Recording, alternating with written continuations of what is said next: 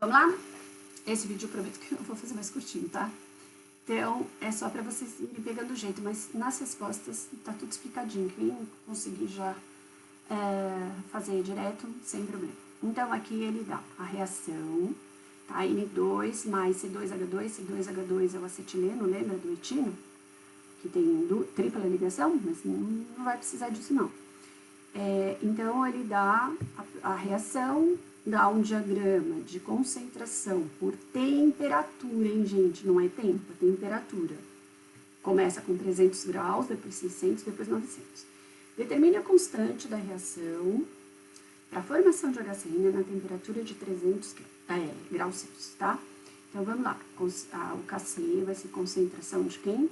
Do produto elevado ao coeficiente 2, né, que tem o coeficiente aqui estequiométrico 2, sobre concentração dos reagentes, que é N2 vezes C2H2, que é vezes, tá? Então, vamos lá no gráfico analisar os valores. O HCN é o produto, certo? Ó, produto que vai crescendo a concentração, e esses são os reagentes, mas também está escrito, tudo bem. Então, vamos lá, o produto HCN 0,1 ao quadrado sobre N2 no equilíbrio a 300 graus é 1 vezes C2H2 é o 2. Então, eu vou ter 0,1 ao quadrado 0,01, já vou pôr, dividido por 2, que vai ficar 0,005. Não tem unidade, tá bom? AB. Explique por que a reação é endotérmica. Então, vamos lá. Quem não tinha entendido ainda, vamos ver se tira da frente isso agora, tá? Então, por que a reação, ele está dizendo explicar por que é. Ele está afirmando que a reação é endotérmica. Então, o aumento da temperatura favorece sempre a endotérmica. Então, o que ele está afirmando? Que ele está dizendo que se for endotérmica, significa que aumentando a temperatura, eu favoreço o produto, certo? Se eu favoreço o produto, a concentração de produto vai ser maior que a concentração dos reagentes, consequentemente, o Kc é maior. Então, vamos lá? Se eu calcular o Kc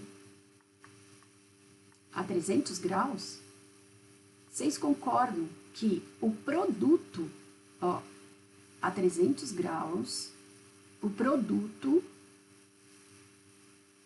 tá aqui, ó, vai ser mais, vamos colocar aqui de 300 para 900, vai? Então, ó, 300 é o 0,1 sobre, é aquele que a gente calculou, né? 0,1 ao quadrado sobre 1 vezes 2. O Kc a 900, eu não consigo determinar, mas eu sei que o produto vai ser um valor maior do que 0,1, bem maior, olha, tá lá em cima. E os produtos vão estar os reagentes vão estar lá embaixo. Então, eu vou ter maior produto e menor reagente. Se eu tenho maior produto, significa que esse Kc será maior. Então, por isso que ele está dizendo lá, explique, ele não está pedindo para calcular. Então, o Kc a 900 graus vai ser maior. Consequentemente, eu aumentei a temperatura, aumentou o Kc, a reação é endotérmica, tá? Bom, o terceiro tem as respostas lá no final, gente. Como é só julgar verdadeiro ou falso, se vocês tiverem dúvida, depois dá um alô, tá? Aqui no 4, que eu não quero deixar muito mais de 10 minutos cada vídeo. No 4, ele dá a reação de produção da amônia, dá o ΔH, ΔH negativo, lembrando que é isotérmico. Então, ele fala, aumento da temperatura e a diminuição da pressão favorece a formação da amônia. Então, gente, se a reação é exotérmica, se eu aumentar a temperatura, eu vou favorecer a endo, que é no sentido dos reagentes. Então, eu não vou favorecer a formação da amônia.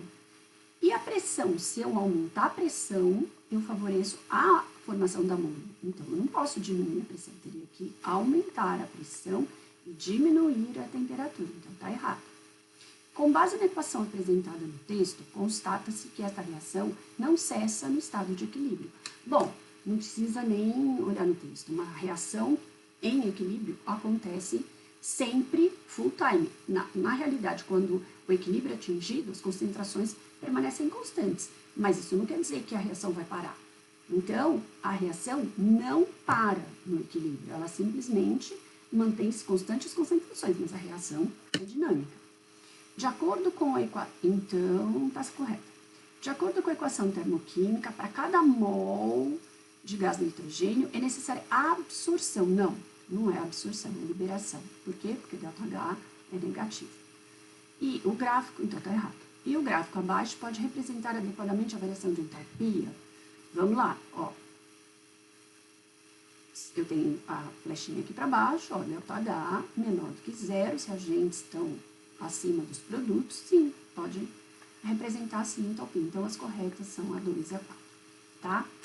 E a última questão aberta aí é esta aqui de um mol de hidrogênio gasoso e um mol de iodo foram misturados num recipiente de 10 litros, tal. Esses gases reagem entre si. Então, ele pergunta, indique se a reação de formação de HI é endotérmica ou exotérmica. Justifique sua resposta. Então, olha aqui, gente, a concentração dos produtos está aumentando e dos reagentes diminuindo. Aqui, olha, chegou-se a situação de equilíbrio. O gráfico deveria estar aqui, olha, porque o tempo de equilíbrio é o mesmo e a partir desse tempo tem que estar constante. Então, vamos imaginar que está constante. Isso aí é erro de montagem de gráfico, tá? Então, vamos ver se a reação é endo ou exotérmica. O que eu tenho que fazer? Vocês concordam aqui que a 400 graus eu tinha uma quantidade de produto correspondente a 0,16 mol por litro. A 940, a quantidade de produto cai para 0,14. Então, de 400 para 940, a concentração do produto diminui. Diminui com aumento da temperatura. Então, a reação vai ser exotérmica. Ela só vai ser endotérmica se diminui a concentração, diminui a temperatura, ou aumenta a Kc e aumenta a temperatura. Aqui, o Kc diminui com o aumento da temperatura. Então, a reação vai ser exotérmica, tá? Então, é só falar isso. Nas reações exotérmicas, sempre o Kc diminui com o aumento da temperatura. B. Segundo, calcule o valor da constante a 400 graus. Então, como é que eu vou calcular a constante a 400 graus? Então, é a concentração de HI ao quadrado sobre a concentração de H2 vezes a concentração de I2. Então, qual o valor de HI? HI no equilíbrio, é o produto. Então, é 0,16 vezes 0,16 sobre... Tá, isso aqui é 0,16 ao quadrado, tá? É que eu já tô vendo que lá embaixo eu vou ter que colocar 0,2 vezes 0,2.